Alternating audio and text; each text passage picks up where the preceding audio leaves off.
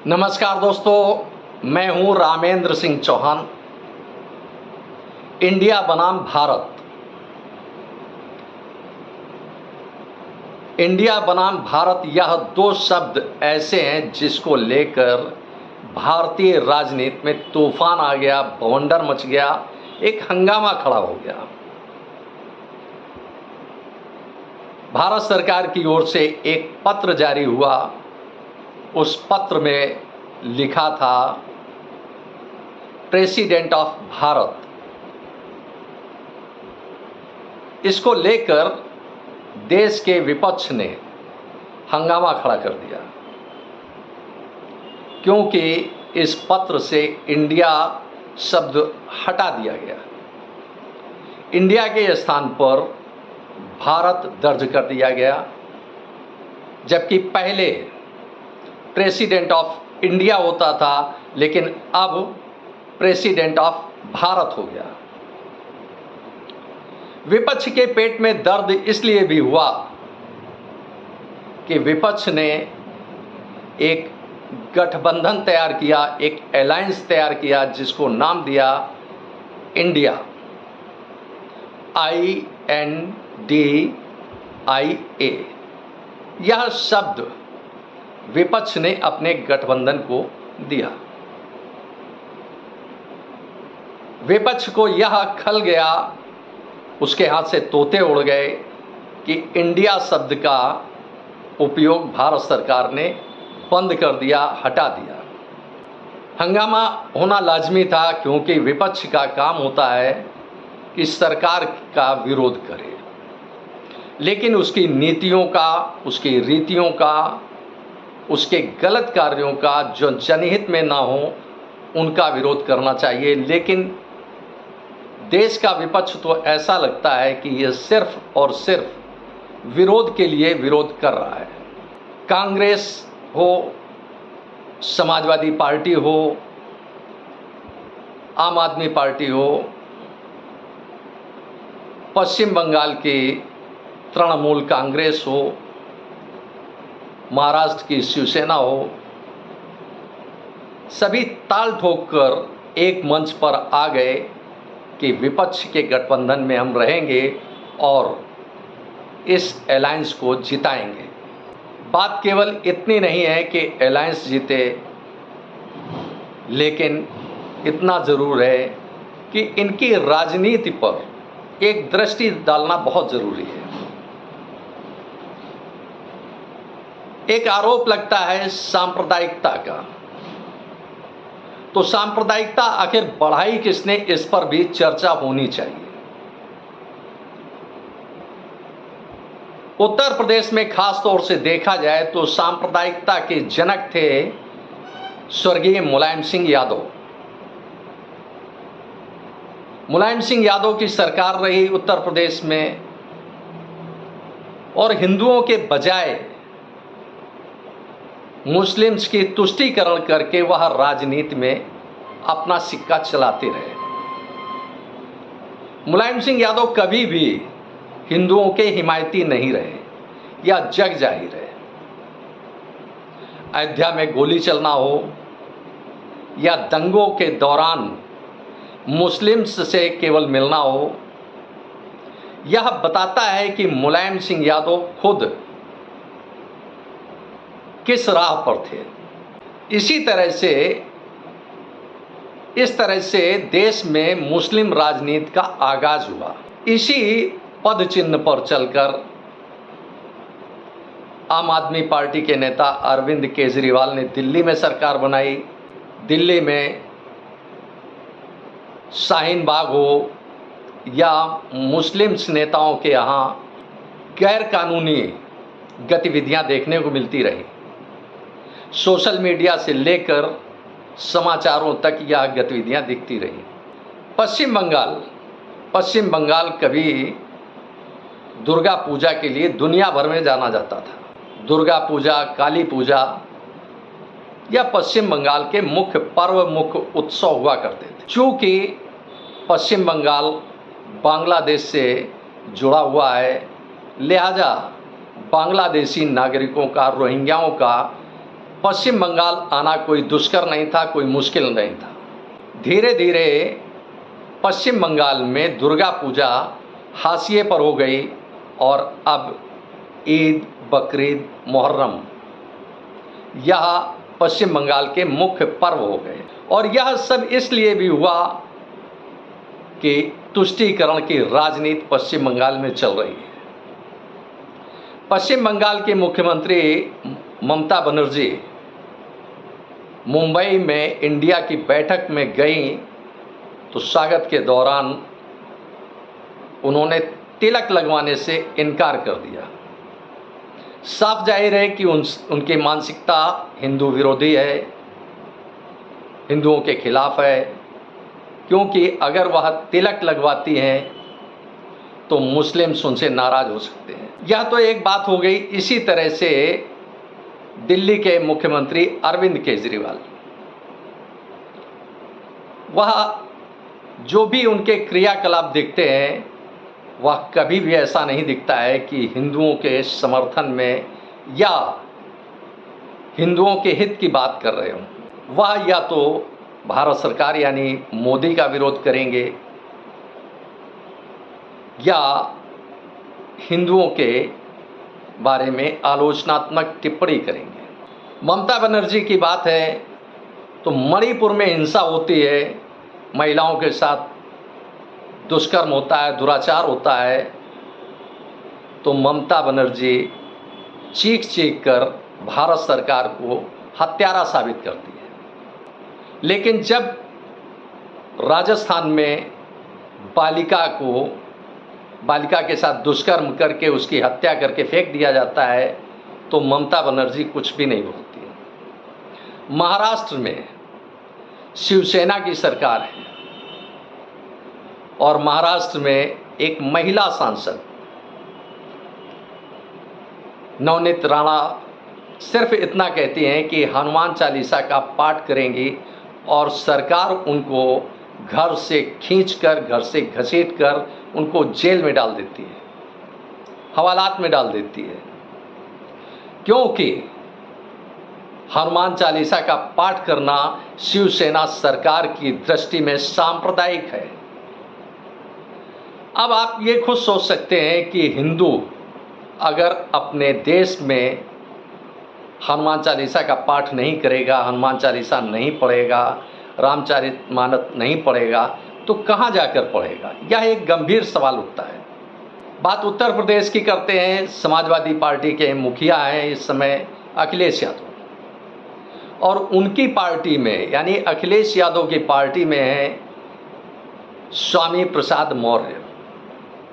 स्वामी प्रसाद मौर्य कभी रामचरितमानस को फाड़ते हैं, कभी उसकी निंदा करते हैं, कभी कहते हैं हिंदू धर्म नाम की कोई चीज़ नहीं है, हिंदू धर्म ही नहीं है।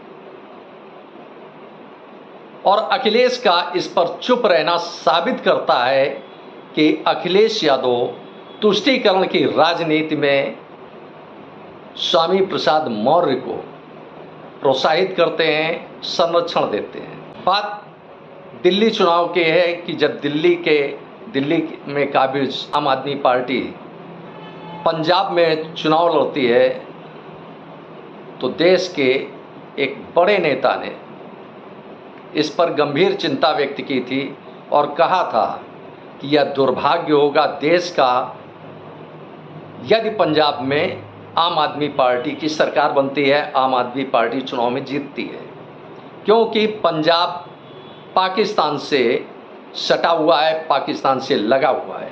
तुष्टीकरण की राजनीति पंजाब को तो बर्बाद करेगी ही, पूरे देश के लिए पंजाब के रास्ते पाकिस्तान का रास्ता खोल देगी। एक तरफ पंजाब पाकिस्तान से लगा है, दूसरी तरफ पश्चिम बंगाल बांग्लादेश से लगा है, अरुणाचल प्रदेश में चीन अक्सर दादागिरी करता रहता है और अरुणाचल प्रदेश में वह लगातार दावा करता रहता है।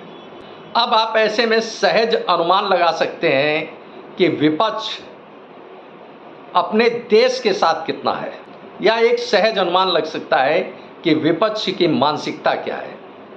साफ सी दिखती है कि विपक्ष की मानसिकता तुष्टीकरण की। दक्षिण भारत के एक नेता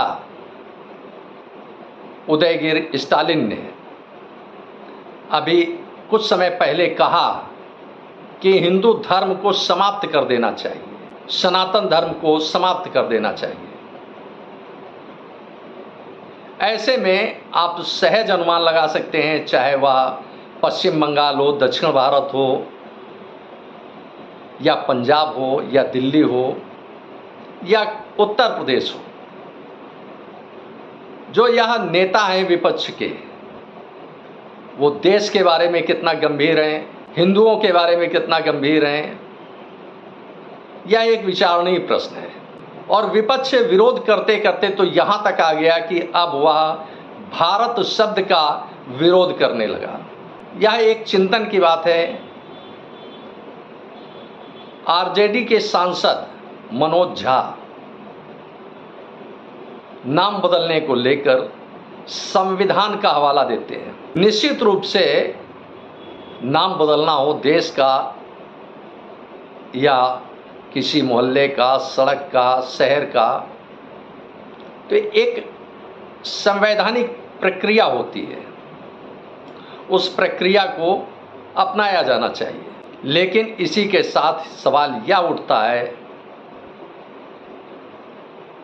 कि जब आप देश के बारे में सोचते हैं तो केवल आप एक वर्ग विशेष के बारे में सोचते हैं और दूसरे वर्ग को आप सांप्रदायिक मान लेते हैं।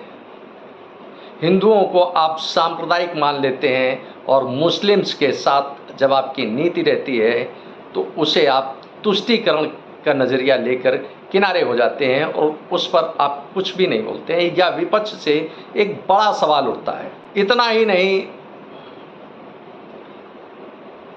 उदयगिर स्टालिन के बयान को अभिव्यक्ति की आज़ादी की संज्ञा भी दे दी गई। जो देश के यानी देश का एक प्रमुख धर्म है सनातन धर्म, उसके खत्म करने की बात जो कर रहा है उसे आप अभिव्यक्ति की आज़ादी का दर्जा दे देते हैं, संज्ञा दे देते हैं। भारत शब्द से विपक्ष को बेहद तकलीफ है, लेकिन पंडित जवाहरलाल नेहरू, स्वर्गीय राजीव गांधी, इनको भारत रत्न भारत सरकार ने ही तो दिए थे। उस समय भारत शब्द का इस्तेमाल क्यों नहीं रोकने की आपत्ति की? मतलब उस समय आपने भारत शब्द का विरोध क्यों नहीं किया? इस तरह से बहुत सारे सवाल हैं। विपक्ष देश के सामने स्पष्ट तौर पर साफ खड़ा है कि वह तुष्टीकरण की राजनीति करके केवल अपनी सत्ता बचाना चाहता है और उस पर जो कानूनी अड़चनें आ रही हैं वह केंद्र की सत्ता पाकर अपनी कानूनी अड़चनों को दूर करना चाहता है। अब बात करें भ्रष्टाचार की, तो भ्रष्टाचार में आईना साफ है कि राजनीतिक जो छोटे और क्षेत्रीय राजनीतिक दल हैं, आखिर उनका अस्तित्व इतना बड़ा कैसे हो गया? आखिर पैसा कहाँ से आया और किस व्यवसाय से कमाया? यह एक बड़ा सवाल उठता है, चिंतन का विषय है, विचार करने का विषय है कि भारत शब्द भारत की अस्मिता का सवाल है। भारत शब्द भारत के अस्तित्व की बात है। भारत शब्द भारत की अपनी पहचान है। ब्रिटेन के प्रधानमंत्री अभी हाल में ही 15 अगस्त को मुरारी बापू की कथा के दौरान उन्होंने सनातन धर्म, हिंदू धर्म की जय जयकार की, हिंदू देवी देवताओं के नाम से जयकारे लगाए। देश के प्रधानमंत्री नरेंद्र मोदी जब विदेश जाते हैं तो सनातन धर्मी उनका स्वागत करते हैं, उनका अभिनंदन करते हैं। इतना ही नहीं,